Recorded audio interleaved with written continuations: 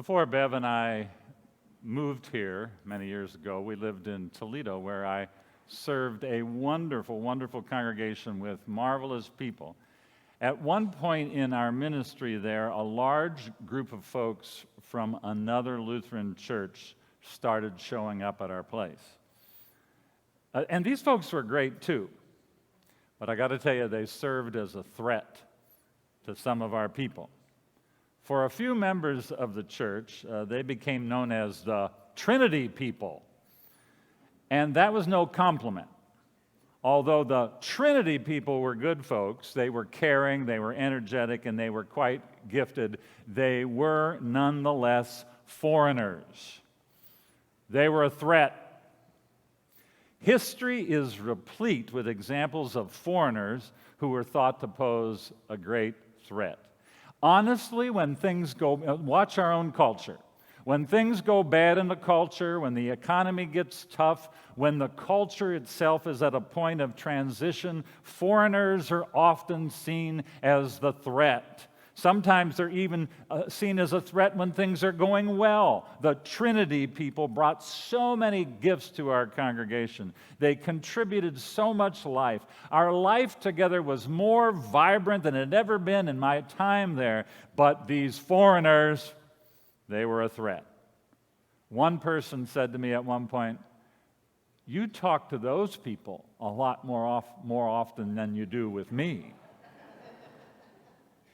Without a doubt, foreigners are the topic today. You cannot read the readings today and not deal with the subject of foreigners. And our theme, does all really mean all, is the right topic as we confront all of the readings, particularly Isaiah and Matthew. I'd love to go down the Romans path, but I don't have time. We'll be here all afternoon, and we got lots of things to do. So I'd like to begin with Isaiah, though. Truthfully, Isaiah's writing is quite remarkable in terms of its vision. I would call this evolved religion. Isaiah has God saying in today's text, maintain justice. The word for justice also means righteousness. Maintain justice and do what is right, because God's deliverance is on its way. It's as if the nearness of God and God's actions are compelling Israel to live out who God is and who they are in light of who God is. It's almost as if it's an Advent message. God's very near, so begin acting and living like it. And what does righteous living look like in light of the nearness of God? According to Isaiah, it is a matter of welcoming the foreigner. It is a matter of welcoming the excluded.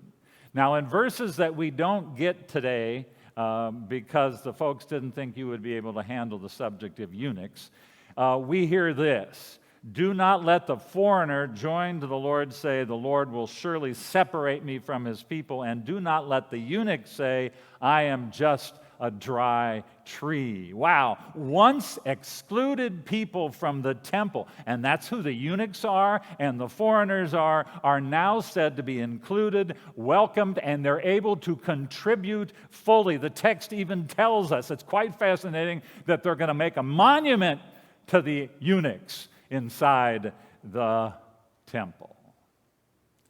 So all are welcome. Once excluded people are fully welcome. The sexually different, the foreigners should not consider themselves left out.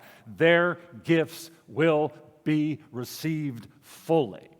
And Isaiah continues in our text for today, and the foreigners who join themselves to the Lord and minister to him, all who keep the Sabbath and do not profane it, these I will bring to my holy mountain and make them joyful in my house of prayer. Their burnt offerings and their sacrifices will be accepted on my altar, for my house shall be called a house of prayer for all people. See, it doesn't matter if they're foreigners. It doesn't matter if they're sexually different. It doesn't matter if they have the right pedigree, come from the right ethnic background, look like us, speak the same language that we do. What matters, according to Isaiah, is that they practice the faith. Something to know about this portion of Isaiah from which we get this reading is that it was likely written after the Babylonian exile, the time when many Israelites had to leave their homes because of the invasion of a foreign power. In fact, it was probably written after the time when some of those exiles got to come back home.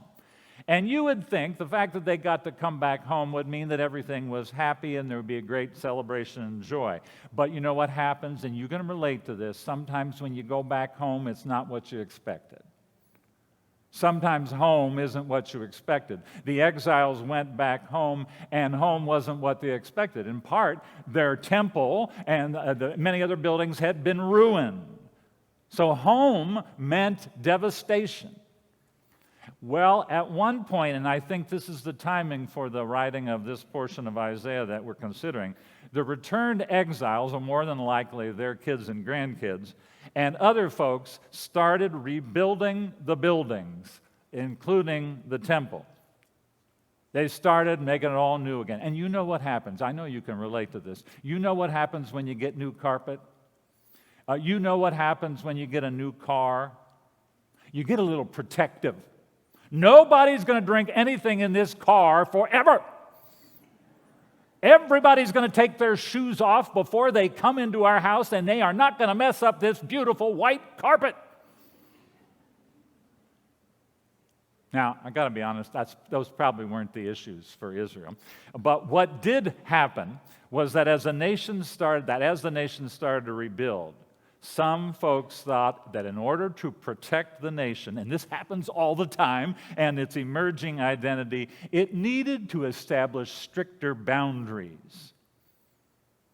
And I get this, I really do. In order to build on who you are, you need to know who you are. You need to understand your uniqueness. Sometimes as human beings, we can't know who we are unless we know who we aren't. We aren't them.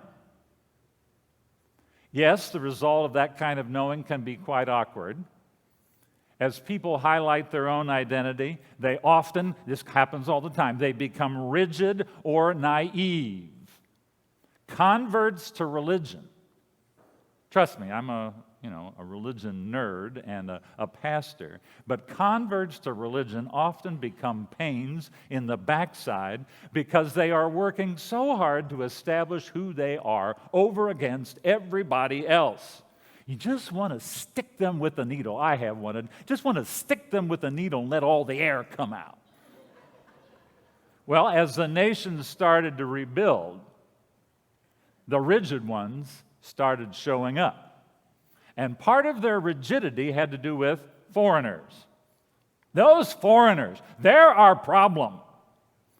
And part of what these folks advocated for was strict regulations on marrying foreigners.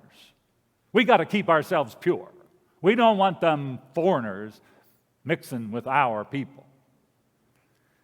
And I suspect that Isaiah, who is writing our text for today, is disagreeing with these folks. Folks who, by the way, show up in the Bible as well, in books like Ezra and Nehemiah. You got to get this. This is wonderful, but we don't get this. One of the great things about the Bible is that it is free to reflect disagreement in the community. The Bible is not one uniform view of life. It is a coming together of diverse perspectives. Sometimes some of them are totally opposite from one another.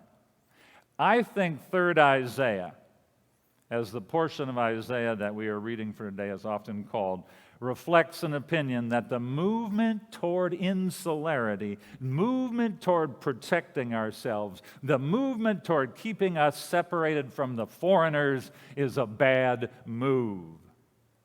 3rd Isaiah has a big vision of a God whose house is meant to be a house of prayer for all peoples, for Him. Foreigners aren't the problem. They are to be included. In fact, they help us become what we were meant to become in the first place. For me, I think 3rd Isaiah anticipates the ministry of Jesus.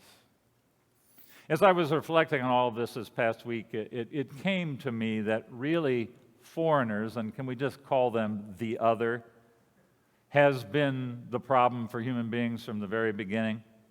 Do you know the Bible well enough? If not, start reading Genesis.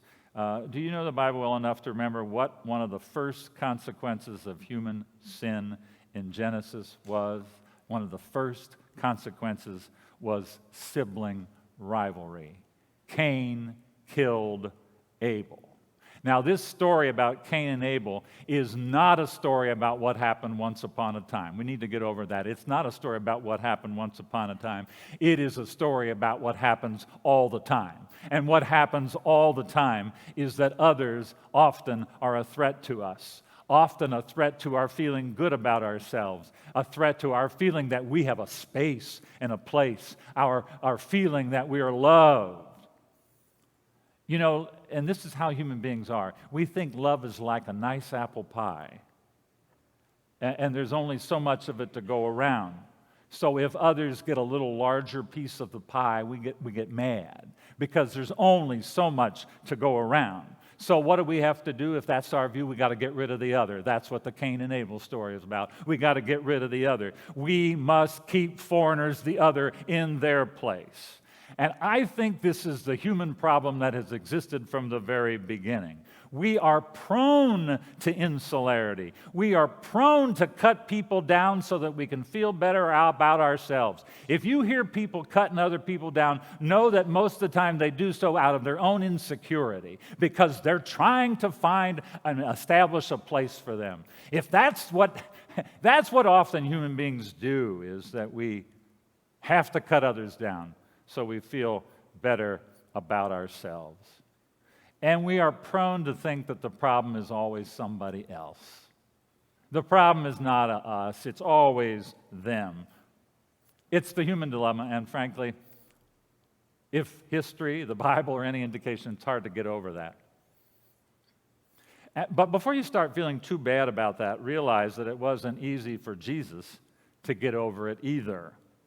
And this is what we discover in Matthew today. Matthew tells us of a woman. This is a marvelous story. I almost get chills whenever I get to read this story. This is a story about a woman, a foreign woman who was a part of a nation that was an ancient enemy of Israel, who comes to Jesus seeking, as Paula said, healing for her daughter. And we are told Jesus won't talk to her. She's other. She's a foreigner. He talks to his disciples and he says, tell her to go away. I came only for my people. I think this woman must have read 3rd Isaiah. She won't back down. She's got a sick daughter. She doesn't seem to care. And using an ethnic slur, this is what Jesus does today. He says, it's not fair to take the children's food, the good stuff intended for Jews, and throw it to the dogs. Dogs, ethnic slur for Gentiles. Jesus is calling this woman a dog.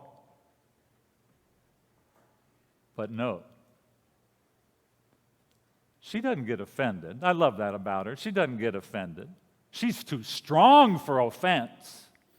Yet she won't give up. She is a mother with a sick child. And you know how mothers with sick children are. She's like a dog with a bone, and she will get what she wants, and she does. And Jesus commends this foreign woman for her great faith. Nowhere else in the Gospel of Matthew is anyone said to have great faith. The disciples were said to have little faith, but this foreign woman has great faith.